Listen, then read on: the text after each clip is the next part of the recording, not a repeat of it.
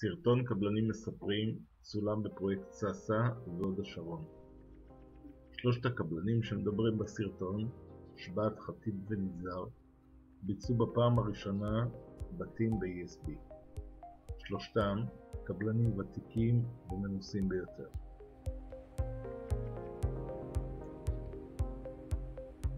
בניין, התחלתי שנת 58, ילד.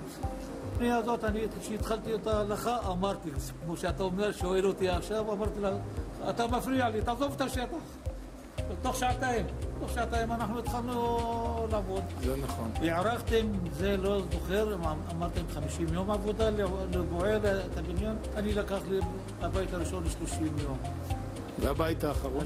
השני ירד ל-24 יום. שלישי ורביעי היה יותר פחות. גם פחות מזה? פחות מ-24 יום? 20 יום עבודה. 20 ימי עבודה פועל. שלישי ורביעי. יענו, היית מתחיל ביום ראשון, שני, שלישי... היום השלישי הייתי יוצא. היום השלישי יצא. היום השלישי יצא.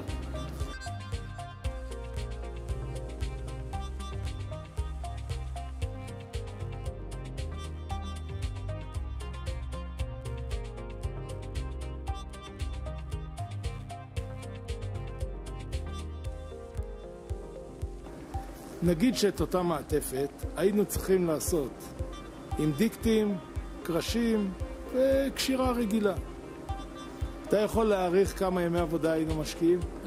הרבה יותר. כמה זה הרבה? הרבה יותר, בנוסף לזה, אפילו שהרבה יותר, אני חושב חצי.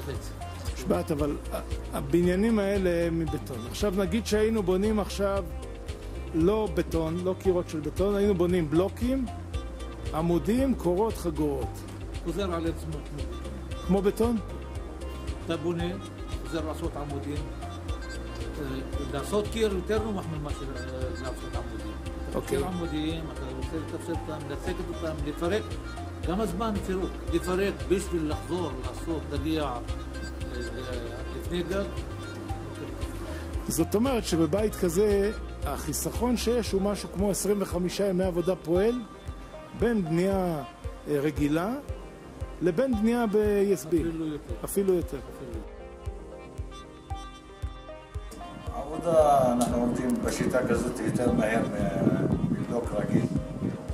למה אנחנו בונים בשיטת איתום הזאת בגובה של תחתית של גג? לא צריך לעשות קורה יורדת ולא צריך לעשות עמודים. אוקיי. ושיטה טובה, אבל על הזמן. עכשיו, שאתה בבית הראשון, אתה זוכר כמה זמן לקח לנו לעשות את הקירות? כמה ימים השקעת?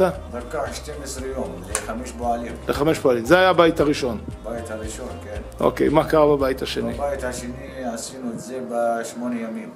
8 ימים של 5 אנשים? של 5 אנשים, כן. אוקיי. אבל אם עכשיו עוד בית, בוא נגיד אני רוצה לבנות, לוקח לי הרבה מהר. בערך כמה? בערך 5 ימים, משהו כזה. 5 ימים של 5 אנשים. כן. אם זה בלוקים? בלוקים רגיל? כן.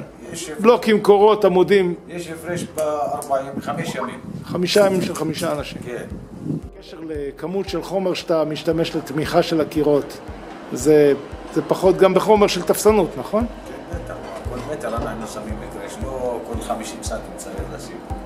בכל הבית יש לך הפרש ב100.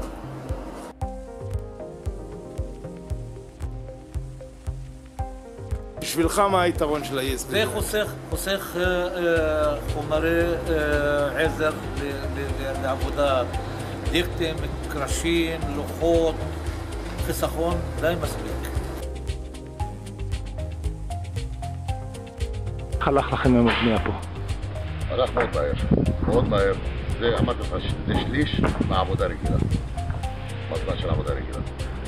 הבית הזה לקח לך שליש ממה שהיה לוקח אם היית בונה בבלוקים. זה לא רק מבחינת עבודה, זה חוסך לי הרבה בפועלים, חוסך לי בציוד, בזמן. זה חיסכון הרבה מבחינת הפיתוח. היה קשה ללמוד? לא, מאוד קל. מאוד קל. אפילו שזה פעם ראשונה, תפסנו את זה מהר. איך הקירות התנהגו בזמן של היציקה? היו לכם בעיות של פריצות? האמת, את האמת, היה לי פחד מוות, אבל נפתעתי.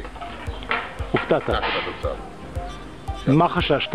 חששתי שממש יהיה פריצות, שקירות שלמים יפרוצות. אני עד רגע האחרון לא האמנתי שזה יחזיק, אבל שאנחנו, וגם עם בטון כזה שדחוס, שזה מאוד מסוכן, בטון כזה זה לא בטון רגיל, שאתה יכול להשתלף על הבטון.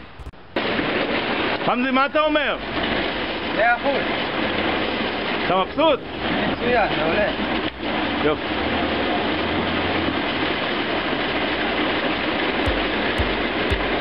אבל הפחד יהיה. לא, זה כבר לא. תאמין לי לא. ברגע שראית שבטון נכנס, הכל עובד. הכל מאחור. עכשיו ספר. זה שונה לגמרי מהפנייה הרגילה. זה מבחינת זמן, פחות חומר, וכל הבחינות. האמת זה שליש מהזמן של פנייה רגילה.